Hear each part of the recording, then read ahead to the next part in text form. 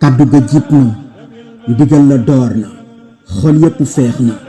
mbégte ma jolli na liggéey ba mat na jébbale ko jot na ziar fondation soppey Serigne Saliou Mbacké ginnaaw bi ñu ci amee ndigalul Serigne Cheikh Ahmadou Mbacké Saliou ñoo ngi ko jàpp le 14 août 2022. La ilaha illallah, la ilaha illallah, la ilaha illallah, la ilaha illallah, la ilaha illallah.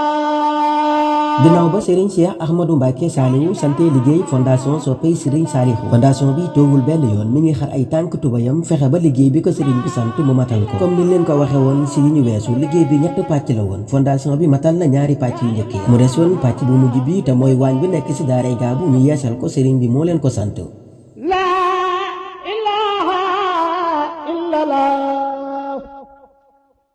la ilaha illallah.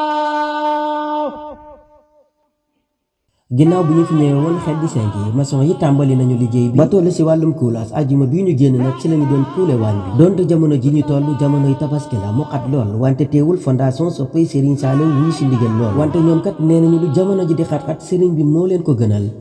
La ilaha illallah, la ilaha illallah. bii fukki waxtu ci suba di jot si lañu agsi sa daaray Gaabu ba ñu àggee rek lañu tàmbali liggéey bi tàmbali si roñum xeer ma ak roñum suuf sa bi ñu paree ñu commencé dagg ciment bi jaxase ko xeer yi ak suuf sooyal ko coulage bi daal di tàmbali. La ilaha illallah, la ilaha illallah, la ilaha illallah. donte naaj ba tàngoon na lool seen ñàq di jóge seen bopp di daanu seen dënn liggéey ba metti lool wante doo ko seetlu mukk ci seen jëmm doo ko seetlu mukk ci seen xarkanam boo nee leen jàkk xam ni ñii yéene ju mat sëkk la ñu àndal ak pas-pas ngir liggéeyal sëriñ bi. La ilaha illallah, la ilaha illallah, la ilaha illallah, la ilaha illallah. luy coulage ba di gën a wéy naaj ba di gën a tàng muy gën a metti xol ya di feex mbégte may jolli ñuy gën a sawar ci liggéey bi ndax ñoom kat li ñu façon mooy duñu génn Ngaabu mukk te coulage bi àggul donte metti na. La ilaha illallah, la ilaha illallah, la ilaha illallah. bii juróom-ñaari waxtu ci ngoon di jot ci lay coulage bay doog a àgg. La ilaha illallah, la ilaha illallah, la ilaha illallah. siwo boobu ngeen di seen mbokk yi moom moo nekk dernier siwo bi di siwo bu mujj ci coulage bi ñu ànd seeg mbégte ak yéene ak kontante ci matal gi ñu matal yéenab sëriñ bi mu nekk liggéey boo xam ne Serigne Cheikh Ahmadou Mbacké Saliou moo ko sant fondation soppey Serigne Saliou.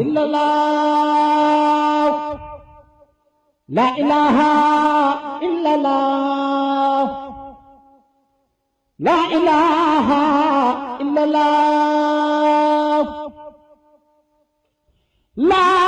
ilaha. fondation soppey Serigne Saliou li ñuy bàkke seen bopp moom mooy jëf bu àndul ak wax mu nekk wax joo xam ne waxuñu ko nii rek saa suñu xëyee ñoo ngi gën a dëggal wax joojule seen yéene nag du lenn lu dul liggéey bii nga xam ne Serigne bi sant na leen ko fee si daaray Ngaabu ñu matal ko ba bu ñu àggee la 14 août seen ziar bi ñu war a amal si kanamu Serigne bi ñu jébbal ko àddiya ji boole ko caabi ji. La ilaha illallah, la ilaha illallah. ba tax na ñi ciy soññiwaat bépp mbokk taalibe bu jaayante woon ak fondation soppey Serigne Saliou nañu wuyoo seenu bàkk di fondation soppey Serigne Saliou Mbacké jëf la bu àndul ak wax.